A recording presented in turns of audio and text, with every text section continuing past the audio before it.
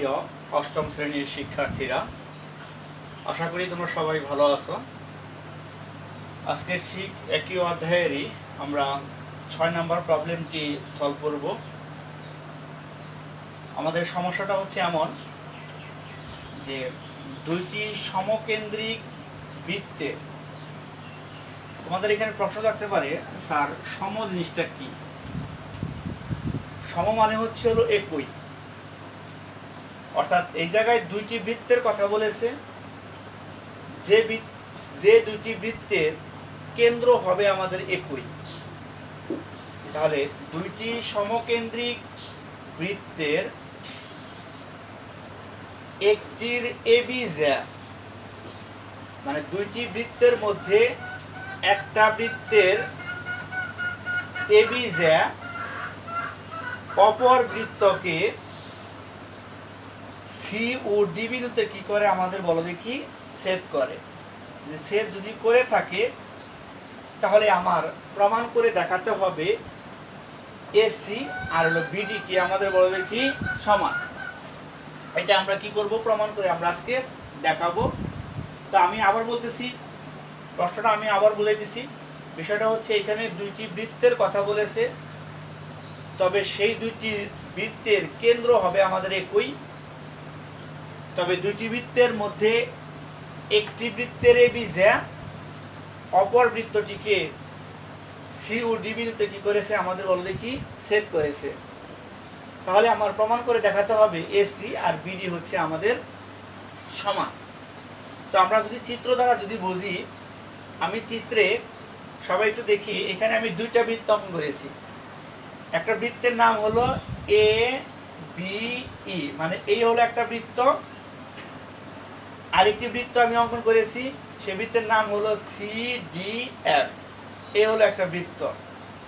আমরা সবাই যদি একটু লক্ষ্য করি, এই দুইটি বৃত্তেরই কেন্দ্র আমার একই, অর্থাৎ উকেন্দ্র বিশিষ্ট। এখানে এই দুইটি বৃত্তের কেন্দ্র হলো আমাদের ও, দুইটি বৃত্তের কেন্দ্র আমাদের একই, সেটা হচ্ছে আমাদের হলো ও।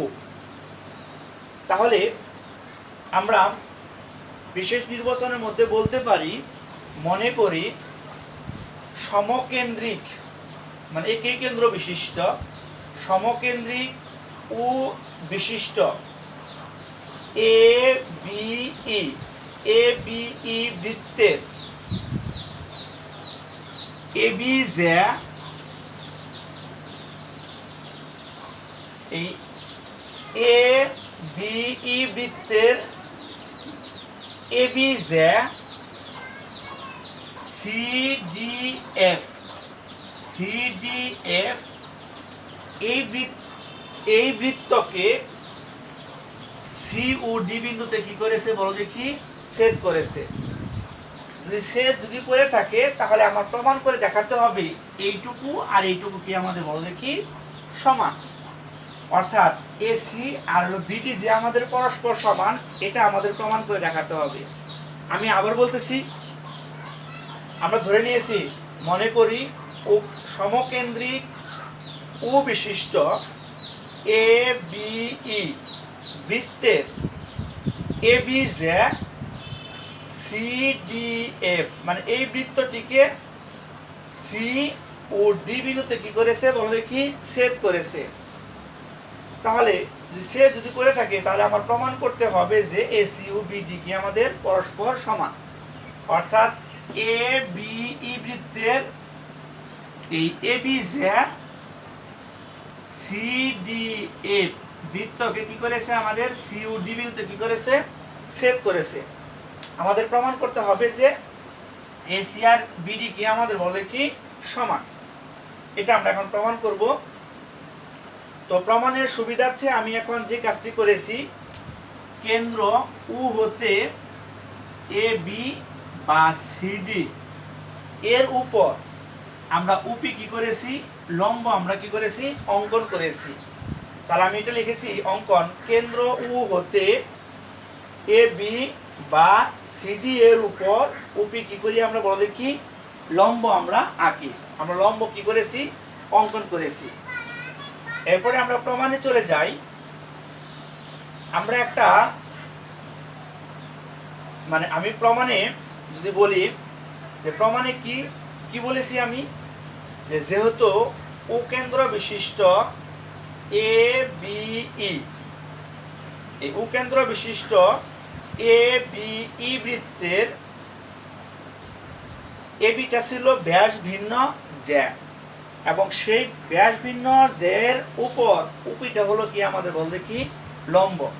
আমি লিখেছি যেহেতু উকেন্দ্র বিশিষ্ট এ বি ই বৃত্তের ব্যাস ভিন্ন এ বি জ্যার উপর উপি কেন আমাদের বলে কি লম্ব। তাহলে উপি যদি এ বি জ্যার উপর লম্ব হয়ে থাকে তাহলে উপি এ বি জ্যাকে কি করেছে বলো দেখি আমাদের সমান দুই ভাগে কি করেছে ভাগ করেছে।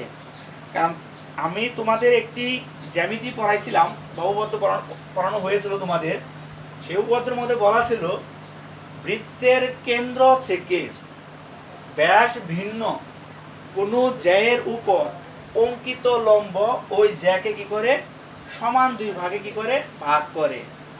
তাহলে উপি যেহেতু এবি জ্যার উপর আমাদের লম্ব, তাহলে উপি অবশ্যই এবি জ্যাকে কি করবে বলে কি আমাদের সমান দুই ভাগে কি করবে ভাগ করবে।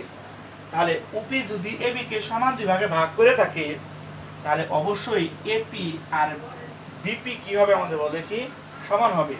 আমি এর জন্য লিখেছি এপি আর হলো বিপি কি আমাদের বলে কি সমান। এটাকে আমি 1 নম্বর সমীকরণ ধরে নিলাম। এখন অনুরূপ ভাবে আমি বলতে পারি যে উপি যেহেতু সিডি এর উপর লম্ব, এটা হলো এই বৃত্তের ক্ষেত্রে কল্পনা করবো তোমরা সবাই, ও কেন্দ্র বিশিষ্ট সিডি এর বৃত্তের মানে সিডি ব্যাস ভিন্ন জ্যায়ের উপর উপি কি আমাদের বলে কি লম্ব। তাহলে উপি যেহেতু সিডি এর উপর লম্ব তাহলে উপি অবশ্যই সিডি কে কি করেছে বলো দেখি সমান দুই ভাগে ভাগ করেছে। ঠিক এই উপিও সিডি যে কি করেছে সমান দুই ভাগে ভাগ করেছে। আমরা বলতে পারি সিপি আর হলো ডিপি কি আমাদের বলো দেখি সমান। তাহলে উপি যেহেতু সিডির উপর লম্ব তাহলে আমরা বলতে পারি সিপি আর হলো কি আমাদের বলো দেখি ডিপি কি আমাদের বলো দেখি সমান। এখন এটাকে আমি ধরে নিলাম হলো 2 নম্বর সমীকরণ। এখন আমরা প্রমাণের সুবিধার্থে আমরা 1 নম্বর সমীকরণ থেকে 2 নম্বর সমীকরণ কি করেছি বিয়োগ করেছি, লিখেছি 1 বিয়োগ কত করে পাই 2 করে পাই। তাহলে এটা বামেরটা থেকে বামেরটা বিয়োগ অর্থাৎ এপি মাইনাস সিপি, আর এটা ডানটা থেকে ডানটা বিয়োগ করে ডানই রয়েছে বিপি মাইনাস কি বলে কি ডিপি। তোমরা যদি ভালো করে খেয়াল করো এপি বলতে বোঝায় হলো এইটুকু, এপি থেকে যদি আমরা সিপি মাইনাস করে দিই মানে এই টোটাল এপি থেকে যদি আমরা সিপি মাইনাস করে দিই তাহলে কি থাকে আমাদের বলো দেখি এসি থাকে। তাহলে আমরা লিখেছি এপি থেকে যদি সিপি মাইনাস করি তাহলে কি হলো আমাদের বলো দেখি এসি। এখন আমরা যদি এখন একটু পূরণ করে দিই আমরা, এখন আমরা যদি বিপি থেকে যদি আমরা ডিপি মাইনাস করে দিই তাহলে আমাদের কি রইল এখানে বলো দেখি বিডি রইল। অর্থাৎ বিপি থেকে যদি আমরা ডিপি মাইনাস করে দিই বিয়োগ করে দিই তাহলে আমাদের কত রইল বিডি রইল। অর্থাৎ তার মানে কি হয়েছে আমাদের বলো দেখি, তার মানে আমরা যে বিষয়টা পেলাম এখন সেটা হচ্ছে কি এসি আর বিডি কি আমাদের বলো দেখি সমান। এই এসি আর বিডি কি আমাদের বলো দেখি সমান হয়েছে। আশা করি তোমাদের সবাইকে বুঝাইতে পারছি। ওকে, আমাদের এই অধ্যায় কমপ্লিট। আমরা পরবর্তীতে ক্লাসে 10.2 থেকে স্টার্ট করব। সবাই ভালো থাকো।